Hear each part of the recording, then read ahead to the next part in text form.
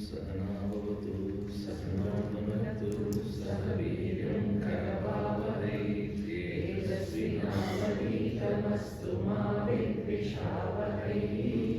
Om Shanti Shanti Shanti.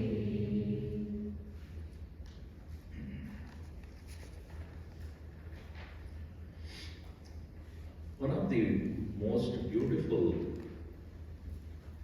advice Gurudev gave, what you have is his gift to you, what you do with what you have is your gift to him.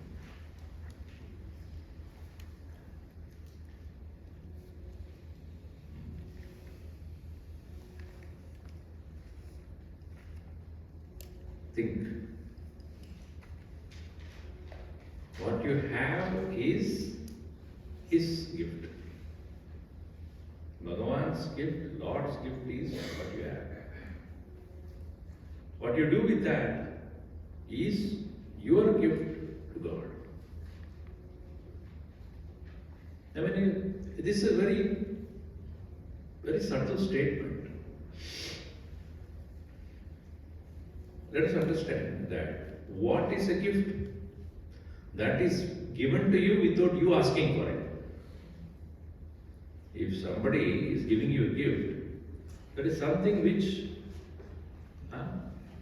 surprise. It is a surprise. If you ask for it and somebody gives, that is not a gift. That is number one. If somebody is giving you without asking you, then only it is gift. If you ask for it and then he or she gives it to you, that is not a gift. Secondly, that which you have been given is something which you need.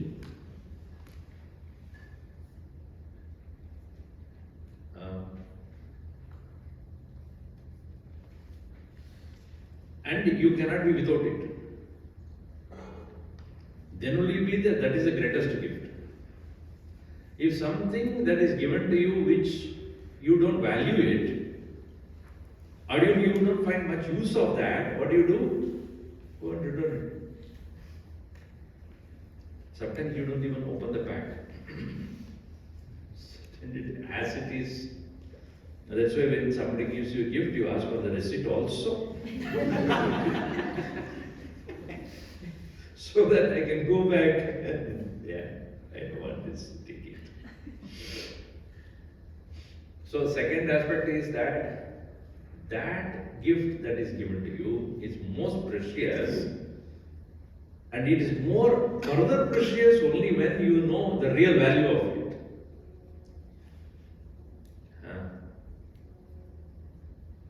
That is the best gift.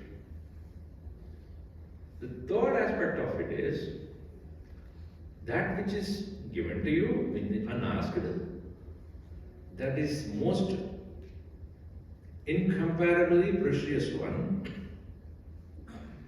which you know the value of it, you got the max benefit out of that also, but that is again can be converted into something which can be returned and given to the person with a greater joy.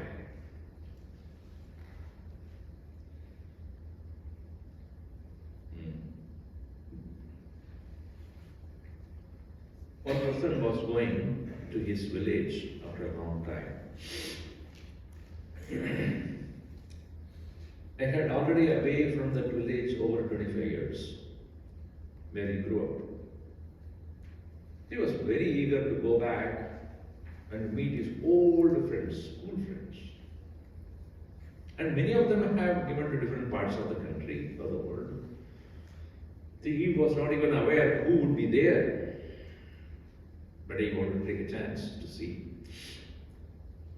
So when he reached the village where he grew up, he went to his old house.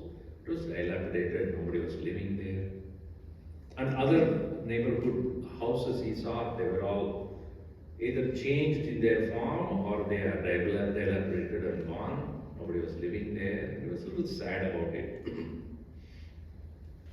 And he came almost at the end of the street in which he was to live. And he suddenly remembered that he had a friend in his school days who was the son of a sculptor, a shilpi. So he was wondering where he would be, and no connection with him for the past 25 years. And so he wanted to go and see if he's really there. And as he reached the house where his friend who used to live, outside the house he saw a beautiful standing form of Krishna, the flute in his hand, granite.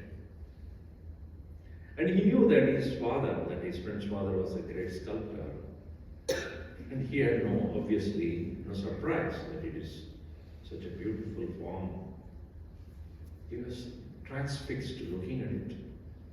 The beauty of it, the elegance of the whole appearance, the intricacies of the design, the face of Krishna which is smiling. As he was standing there, admiring it, a tap on his shoulder. He looked around. A young man was standing, of his regular his age, looking at him very carefully. Hey, you? He was none other than the sculptor's son. After a long time when he met, they obviously loved each other, feeling so enthralled to see his friend. So after some time he said, how are you doing? So he asked, I wanted to ask you the same thing, where are you from? He said, I'm from Seattle. I've been living away from India for so long. Wanted to come and see my village, and I was so thrilled to see you. And where are you? What are you? He said, I have also left this village some time back. I'm living in a city and I have my own art museum. I've been following my father's profession. I learned from him. Oh, but by the way, who did this? The young man, his friend, he smiled at me. He said, what is your question? Who did this? You mean this form? Yes. That sculptor's son, he said, he did it. Who? Your dad? No. God. He said, what are you joking? How can God make it? He said, do you remember when we used to go to the side of the river and we used to sit down on a rock? Remember that? Oh yeah. Whenever during the school holidays or during breaks, we used to go there, sit in the river bank on the rock, and we used to have our lunch together. Yeah, I remember that. That rock is this. What? How can that rock is his? This is beautiful Krishna there. Yeah, correct. That very rock which we used to stay and sit down and enjoy, that very rock. When I learned from my father how to do this sculpturing, I decided to bring it to my house. So I took the help of some people and brought the rock all the way to here. And then he said, I removed what is not Krishna. The rock is a rock. In the rock, there was a hidden him, hidden Krishna. And I only removed what is not Krishna. And what is already there came into being. Is it not true? A sculptor is doing the job of removing what is not necessary. And there comes already existing Bhagavan's form. It's not he is bringing in something, he is only removing. So too, this life that is given to us is like that uneven rock. We don't know what exactly this life means to us. A guru's role here is to shape us in such a way, remove the unwanted. And what is already there is the divine presence of the Lord in us. Ishvaraha sarvabhutanam hriddeshe tishtati. Bhagavan is in the heart of all beings. When Arjuna asked this question in 10th chapter of Gita, when Bhagavan Krishna says, I will explain to you my vibhuti, and thinking about it, you will understand who I am. Then Arjuna asked this question to Krishna directly, Hey Bhagavan, keshu keshu cha bhaveshu chintyosi Bhagavan maya. In what form should I think about you? Your glory is everywhere, but when I sit for contemplation, I want to think about you. But in what way should I think? Keshu keshu means in what form? Bhaveshu Bhagavan maya tvam chinteha asi. How is that you will be thought of, can be thought of by me? Lord Krishna says, I'll tell you how you should think about me. This particular verse is considered as the most profound verse of Bhagavad Gita by Sri Ramana Maharshi. Aham atma gudakesha sarvabhutashayastita. Arjun, who am I? I am you. Aham Atma, I am the self. Hey Gudakesha, O one who has conquered sleep. Sarva Bhuta Ashaya Stita. I am remaining in every living being. Aham Adischa Madhyam Cha. I am the beginning, I am the middle. Bhutanam Anta Eva Cha. I am the end of all beings. This is how you should think. Who am I? I am the self. Means that when we do not have a direction which way to go, what is given to us as a gift by our Lord, by Bhagavan is life. Did you ask me? Do you consciously know that you are to be born here? So therefore this verse is Asti yattava asti. What is there with you? Prabhu Rupayanam. Upayanam means gift. Prabhu Rupayanam, God's gift. What you have is God's gift. Tena yatvaya kritam. Tena, by which? By that life. Tvaya, by you. Yat kritam, what you do. What is that? Tena yatvaya kritam nivedanam, an offering. What you do with what you have is your offering. So what is life? The life is not just what happens between birth and death. That's what many people think. But from the womb to the tomb, what is there is life. No doubt, that's what we understand it as. And that is the case with all living beings. What is life? Between life and death. Between birth and death. But that is not life. Life is what we experience every day. Is it not? Our Gurudev used to say, if you ask a person who is in the 30s or the 40s, and you ask how your life has been, very miserable.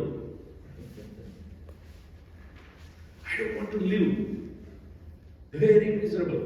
A person, when he says, my life is miserable, what he means? My experiences are miserable. On the other hand, one who has fallen in love with a girl, or one who has fallen in love with a boy, nobody mentioned which is right or not, no, bad. Anyway, you fall with somebody,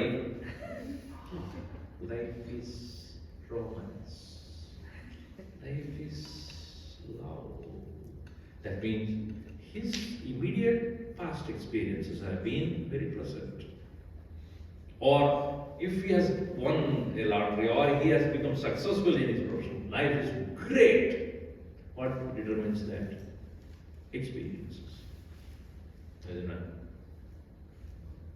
So on one hand, we can merely give a definition of life as what happens between birth and death.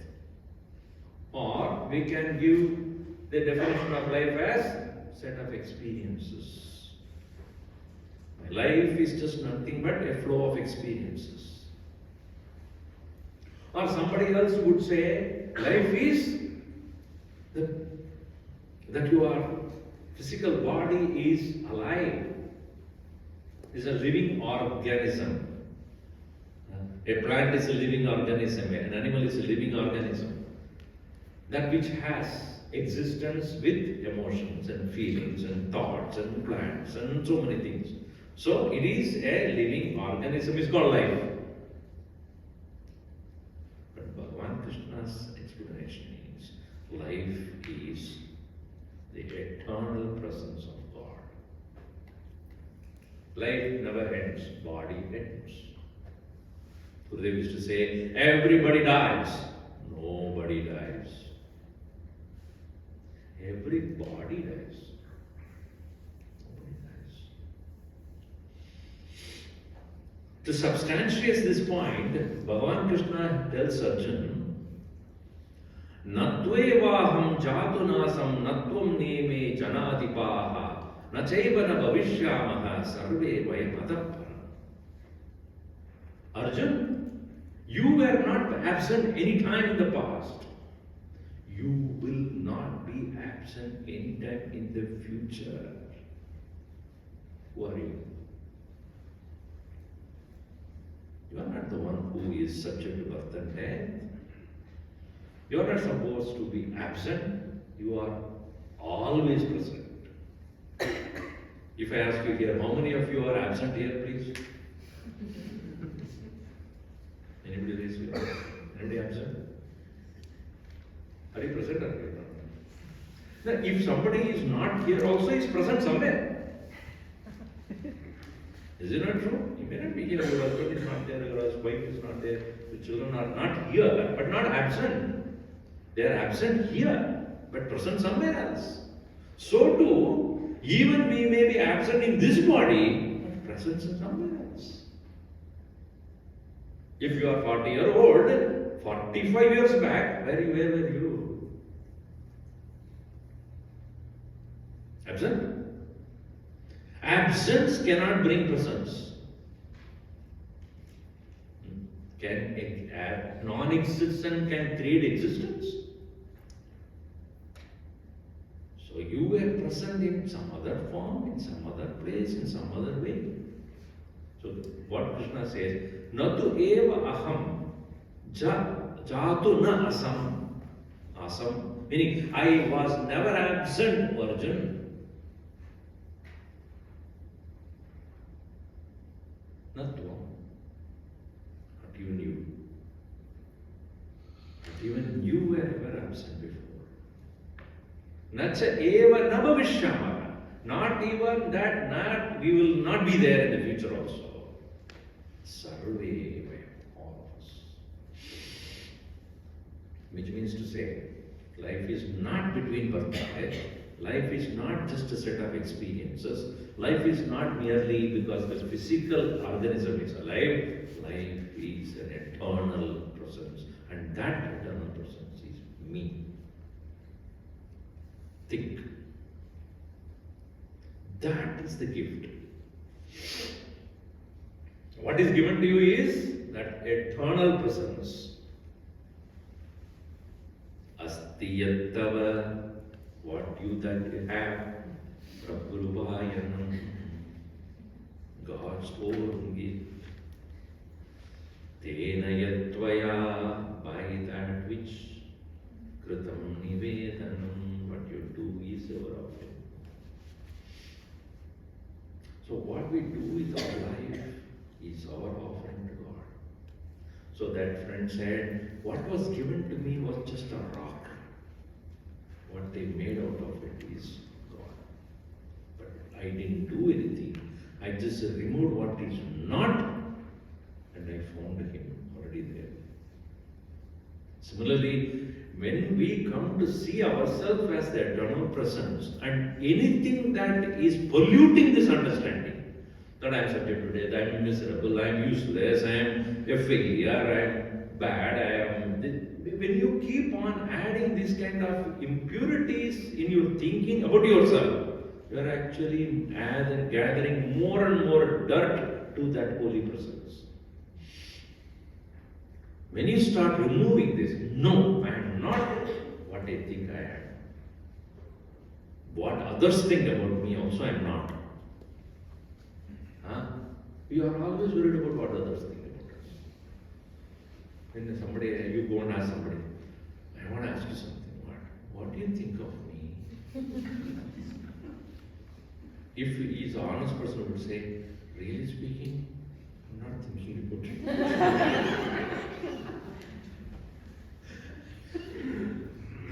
You will be very, very unhappy about it. Because nobody has time to think about others. We all think everybody is thinking about us. Really speaking, nobody has time even to think about themselves. What to think about others? Someone asked me, Swamiji, do you read mind? I said, I am troubling with my own mind. Why should I take your mind also with me? I have no other work or what. So, let us stop worrying about what others think about us. And don't create your own misconceptions about yourself. Don't take others' ideas about you as true. Leave it. There's no need to think about it. Remove all the dirt, remove all the impurities, remove all other unwanted preoccupations of the mind. That's why Bhagavan says, Mayyeva manahadatsva, Mayi buddhim niveshaya, nivasishyasi mayyeva, the urdhvam. Think of me, put your mind in me, and thereafter you live in me alone. There's no doubt about this. No samshaya. No doubt. So, what we have is Bhagavan's gift called life. But what we do with that is Bhagavan watching. What are you doing with your life? What are you doing with that? Are you using it to grow up? If somebody gives you a rope, you can do two things. You hold it on the top and then go up. Right? You can hang it on the ceiling, and to go up also you can use the rope, or hang it and go down. Both are possible. Is it not true? If somebody has fallen into a well, and to bring that person, what do? You can throw the rope and they catch up and come. And make sure that you are holding it right, because he will pull you down also. One person was going about, and then there was a big gathering of a lot of people in the place. I said, what is going on? They said, somebody fell into the well, and we are trying to save that person, and nobody knows swimming here. So we are wondering what to do. Oh, and then he jumped. So he knows swimming, fortunately. So he picked up that guy and came up. And everybody around started to thank him. Your thanks apart, tell me who pushed me.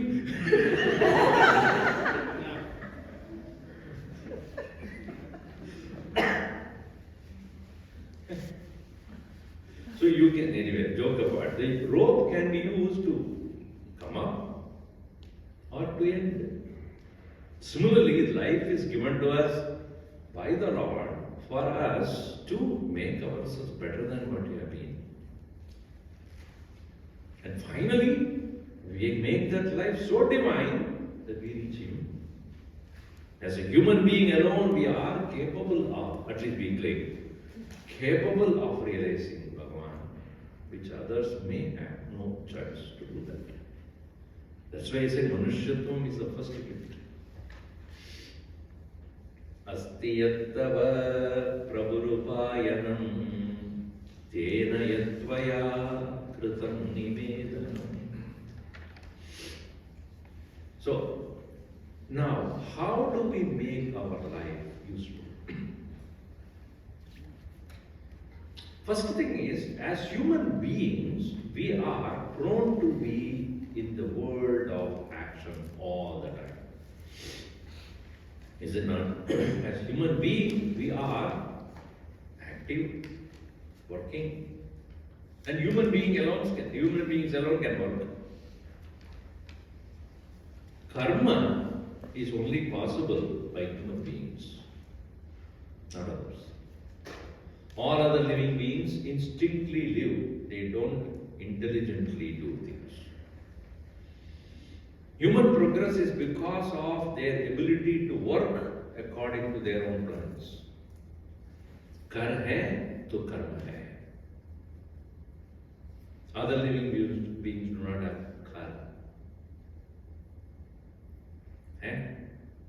Which animal has got a hand? Tell me.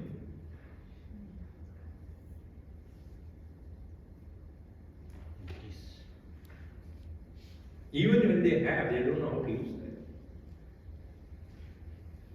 that. Karma is possible only when we have a hand. That's why we say in the beginning of the day, what do you do? Karagre vaksade Lakshmi then karamule tu. Karagre vasade Lakshmi karamadye. You tell me, you tell me. Lakshmi karamadye saraswati karamadye sthita prabhate karadarshanam. Karamule is Lakshmi. Karagre Lakshmi, Karamule Saraswati, Karamadye Govind. What does it mean? Karagre Vasate Lakshmi. Agre Vasati Lakshmi. Lakshmi, the prosperity is right in the front. But the source of it is Saraswati. Knowledge. Knowledge alone converted into action leads to prosperity. And action is Madhye Govind. That's why Bhagavan Krishna taught karma to Arjuna. Jnana hai. Knowledge is there. If you don't use the knowledge, it does not become money or richness or prosperity. I know what to do, Swamiji, then do it. I know, but you do it. Karagre vasate Lakshmi, and that is possible only when Karamule Saraswati asti ched, or when this Mula, the very source, how to go about is known through knowledge and doing. And doing is because of Karamadye Govind. So we as human beings are prone to action, and that is what in the beginning stages of our life we should engage in. Action is the signature of life, Gurudev used to say. Therefore, Karmani sada kushalamachara. Sada achara. Always engage in action, but karmani sada achara, which means always engage in action. That's all we do, Swamiji, all the time. But how? Kushalam. That's the key point here. Efficiency. Engage in action efficiently. Yoga karmasu kaushalam. Yoga is efficiency in action. Efficiency comes only when your proficiency is put into work. See, you are all professionals. You have learned certain profession. But that professional knowledge, if it is not put to action, efficiency won't come.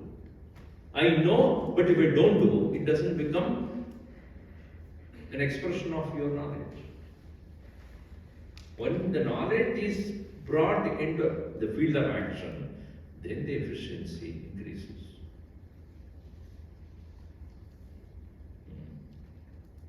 Merely knowing alone is not sufficient. Because your world of activity alone is the best test of what you know. It is Sarvepalli Radhakrishnan, who is a very great scholar of the past years in India.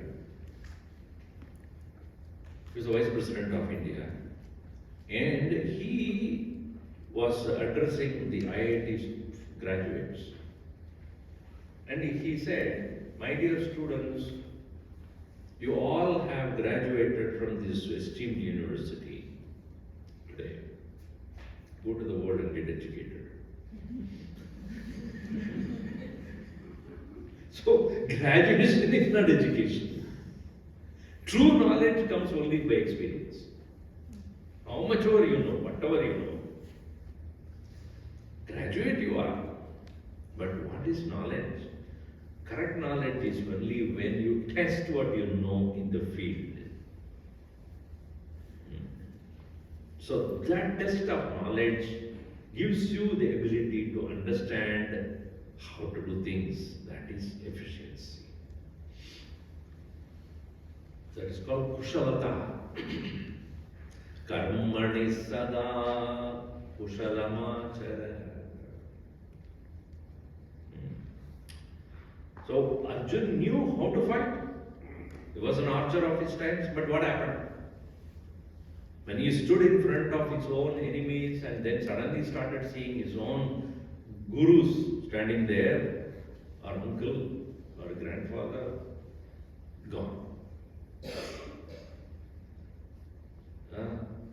He suddenly started jittering himself. Until then, he was able to fight so many people and won. Gandivam samsrade hasta tvacheva paridahyate.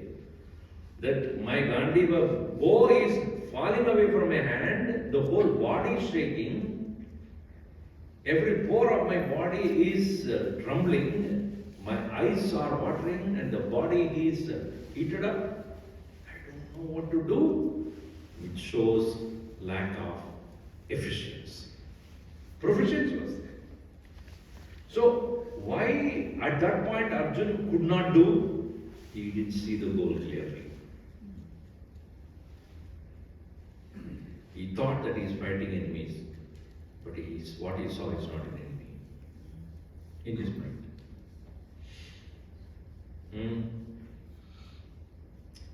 So, karmani sada kushalamachara, meaning clearly know the purpose of your action and bring your knowledge into that. That brings efficiency. If you are unsure about the goal or the purpose, even if you are proficient, efficiency won't come. Your efficiency is only driven by the purpose. And most of us, when we work in the workaday world, our purpose has been profit. Isn't it? Nobody does a business without thinking about the profit.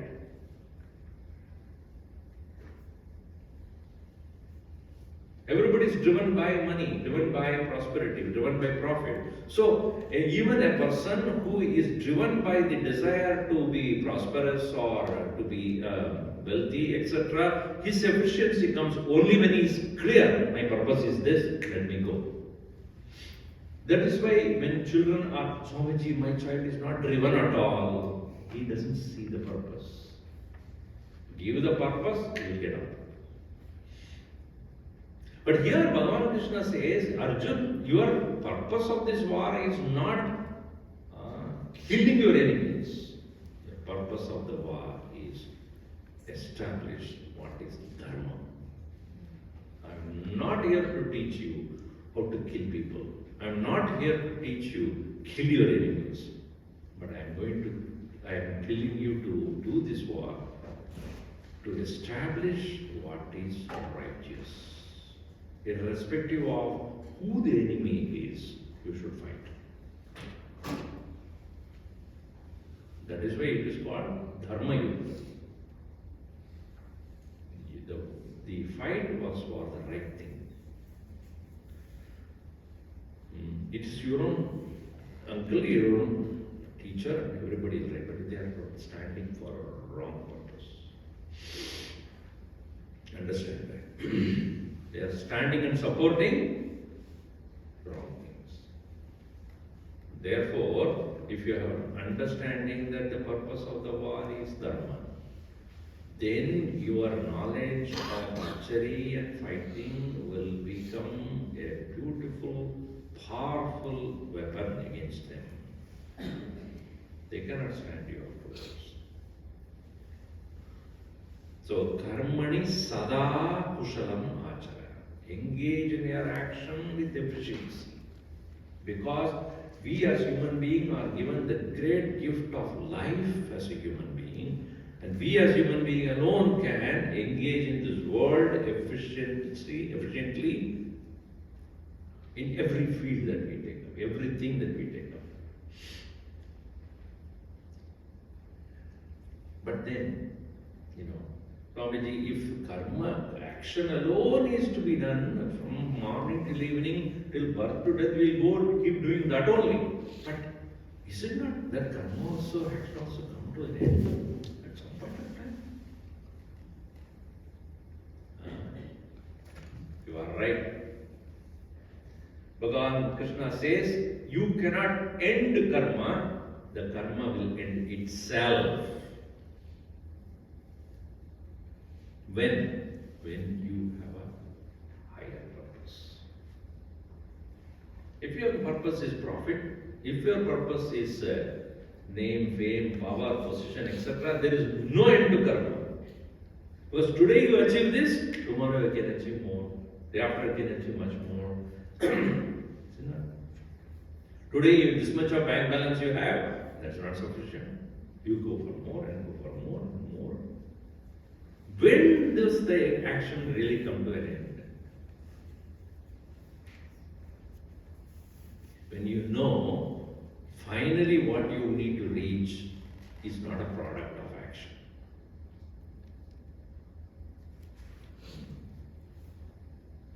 That's why in Upadeshara, Ramana Maharshi says, Kriti Mahodadau Patanakaranam Alama Shashvatam Gati Nirodhanam. In the Kriti Mahodadi, in the ocean of action, Kriti Mahodadau Patanakaranam, what makes you drown and get lost? Phala. When you keep on working, driven by the profit, driven by prosperity, driven by that, there is no end. You will get drowned in that. Phala, and which is what? Ashashvatam. Temporary. Gati Nirodhakam. Finally, it will stop you to achieve the highest. Because our life can be 70 years or 80 years or 90 years, we can go on working. And even as you are working for money and other things, final purpose of human life, that is, as I said in the statement, the highest bliss or freedom cannot be obtained by action. That's why when I came in, what did you say? Na karmana. Is it that? What did you say? Na prajaya. Na dhanena. Right? Did you say it? You didn't say it. No, I didn't say it. No, did you? Na karmana, na prajaya, dhanena. Then, tyage naike amritatvamanasu. Tyage. By tyaga alone you can reach there. So the Krishna Arjuna wanted, then why are you making what? No. If finally I have to give up action to reach the highest, then why are you putting me there? This is the question he raises in third chapter. If final reaching there is only by giving up the action, then why are you putting me into action? Then Krishna clarifies that na karmana manarambhat naishkarmyam purushosnade. That's a sanyasanade vasiddhim samadhigacchati. Arjun, you cannot renounce. Action should renounce you. That is knowledge.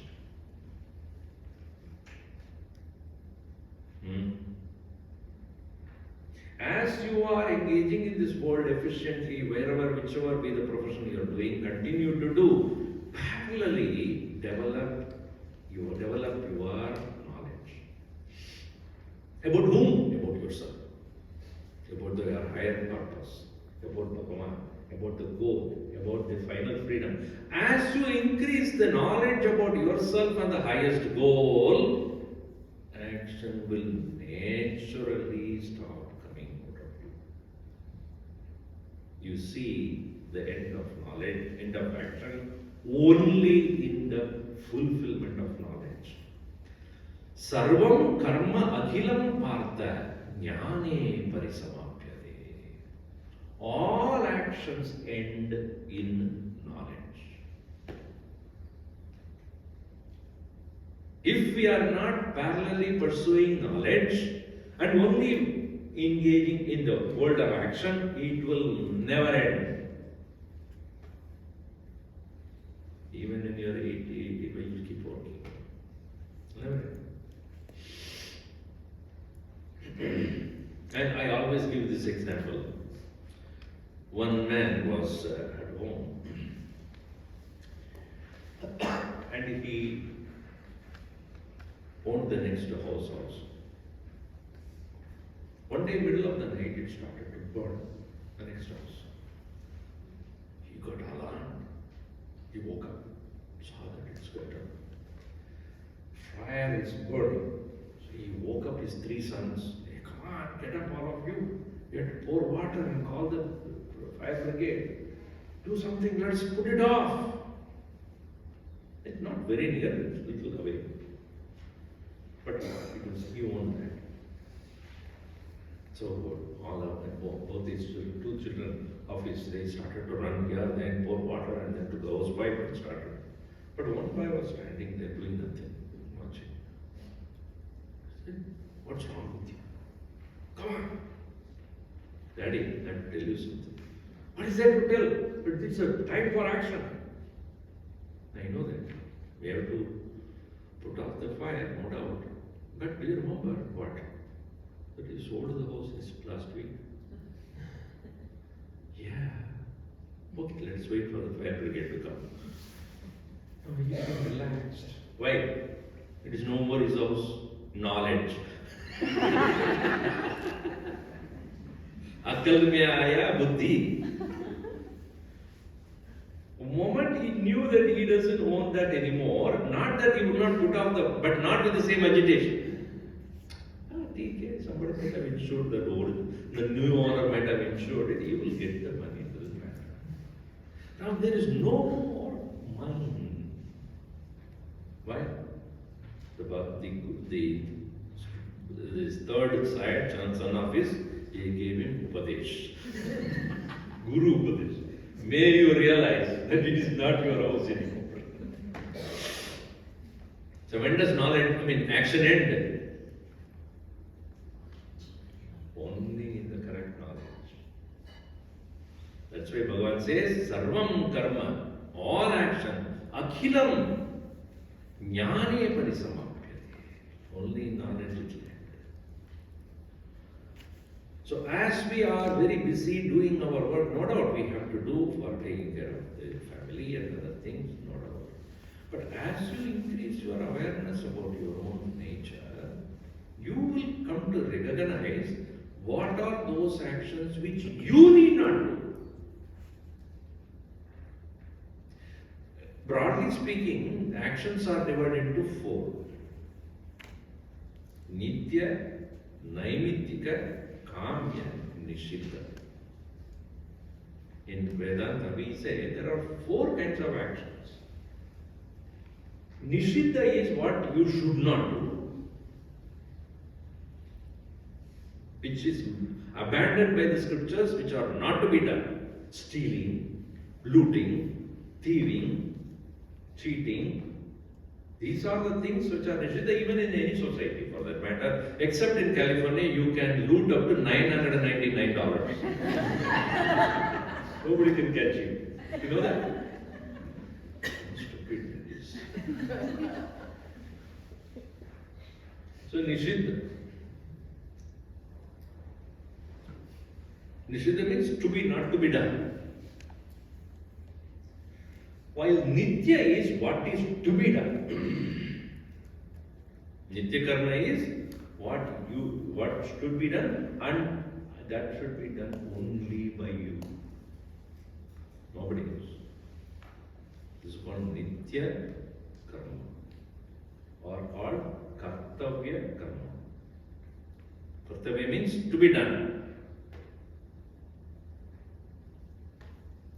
If you are hungry, you ask your wife to eat. I'm so hungry. Why didn't you eat?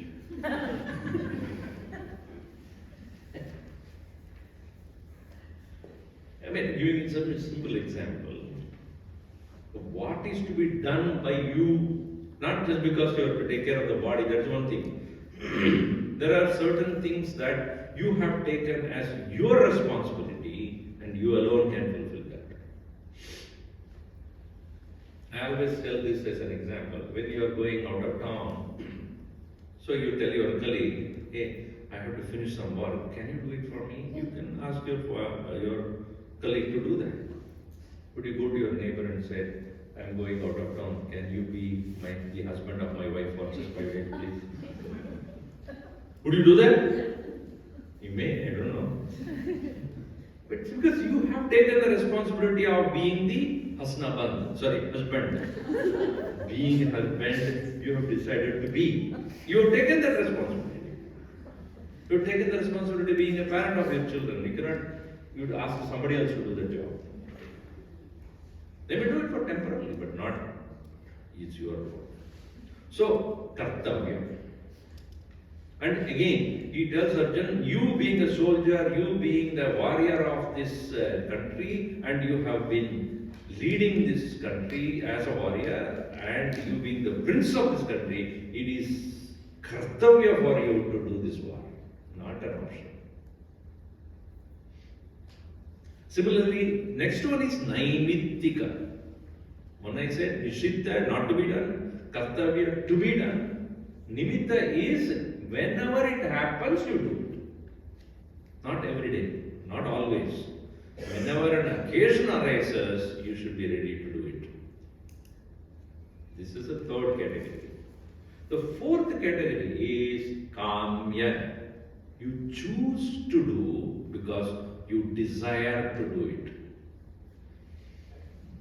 You wish to do it. You like to do it. It's not that you have to do. You like to do. You wish to do. You desire to do. It is not somebody says every week you must see a movie. Otherwise, it's very dangerous for you. Like that. Or you cannot say at every day evening at 9 o'clock, he is not here. Very simple. Every day at 9 o'clock in the evening, you should eat ice cream. Nobody says that, it's a must. Because yesterday was having Swamiji ice cream. Then no, I have done it. As though it is a compulsion. Anyway, point is that so this is called kamya. Kamya means that which you like to do, which you decide to do, you wish to do, not a compulsion. Now, as you grow in your knowledge, first thing you will recognize is Nishita. What I should not. That's why most religions, what they say? They give the Nishitas, right? Don't steal, don't practice adultery, don't steal. This is the first thing they teach you. Don't. These are all Nishita. In all religions it's there. Now, having that is knowledge about what I should not do. So, in your life, suddenly you realize a portion of your actions are gone, which earlier you did not know. Oh, these things are not necessary. Second, kamya. What I wish to do, because I'm used to do that. It's my habit to do that. It's my routine to do that. I realize that is not necessary for me anymore. Because I had a fancy of doing this. I had a liking for it. I had a habit of it. Suddenly you see the option. Should I? Okay, let me try not to do this and see what happens. This is where most religious teachings give you a time of loss. Isn't it? Somebody would say, okay, on Fridays I don't eat meat. Why? Because my religion says so. So that means it's optional. You see? Or when they say that, oh, Navaratri time, I'm not going to have salt. Or Navaratri times I will eat only once a day. These are all to test you to find out you can live without that also. You can start seeing the option. The religious teachings also slowly introduce you and tell you that certain things are out of your kamya, desire, choice, habit, option. So knowledge starts showing you these are all optional. I don't need to do it. Suddenly you start spending more time for yourself.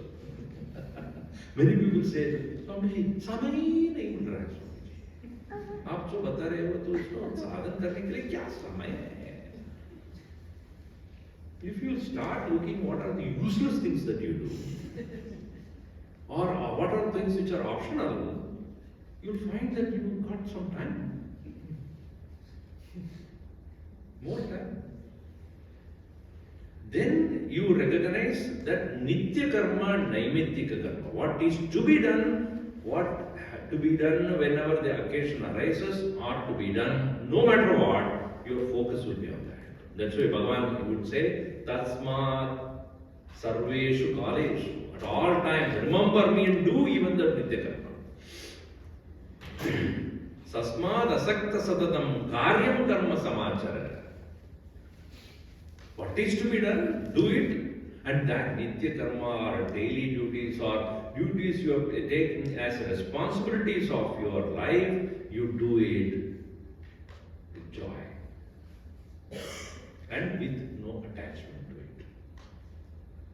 Because it is not for the result you are doing because you are expected to be doing this as an offering to God. Ishvara arpitam karma.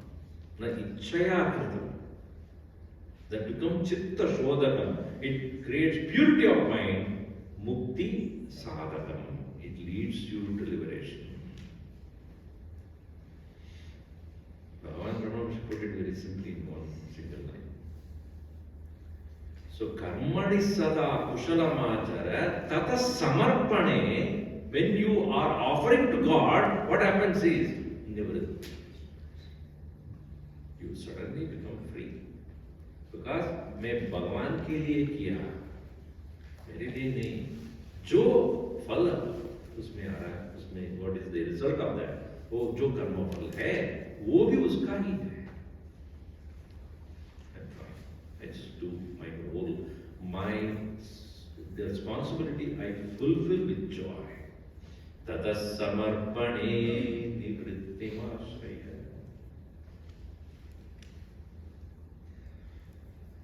So jnanam gives you this release. So you don't give up action. Action gives up on you. Once you gain knowledge, you see them disappearing from you. You see that choice very clearly. उसके बाद उसके उस तरफ, in that direction you won't even go. Just like your children, when they grow up, earlier they were holding on to the teddy bear and then only they can sleep, etc. As they grow, teddy bear falls away from them. They don't need to give up, right? Yes, sir. Suddenly you will say, teddy bear, to my younger brother, I'm giving it to you. Earlier you were so holding on to it. Now you see, I don't need it anymore. How that child is able to give up? Maturity. Knowledge is maturity, and upon which you understand certain things are optional. Earlier I thought it was a compulsion. Because of compulsion, because of my habit. Now I clearly see it's just a choice. So, that samarpana, that offering, that giving up, that surrender takes place naturally. That's a samarpane. When you offer it to the Lord, nivritti. Nivritti means the ability to renounce those actions. Even you give up those not only nishiddha karma and kamya karma, or the abandoned the things that you should not do, or you can choose out of desire what you do, you are able to give up, but also you will be able to perform your duties, responsibilities of life with great joy, with greater cheerfulness, as an offering to God.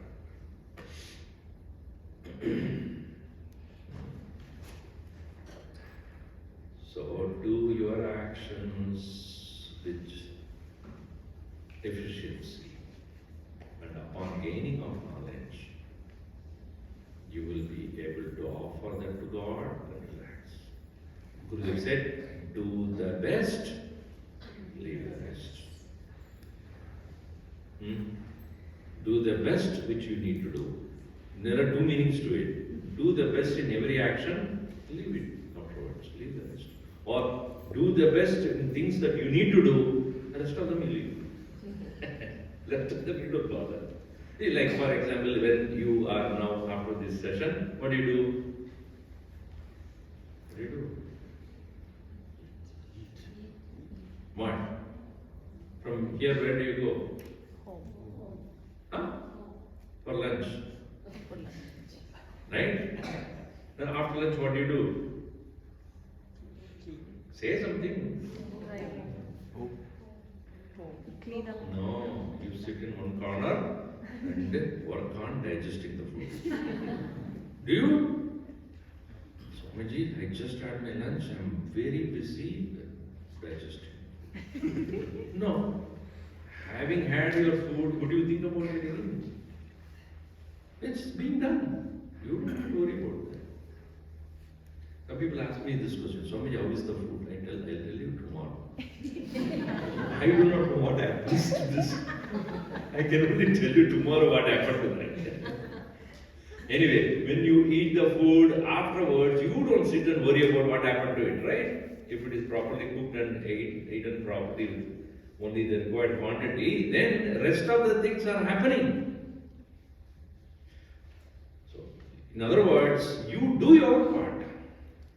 Leave it afterwards. Do your best. Leave it. Tata samarpane nivritti mashraya. Same thing with your children also. Do the best to your children. Leave it. Afterwards, it is there. Let them handle their life. You don't sit and worry about that. Alright. So, we will conclude here. I will open it our sins.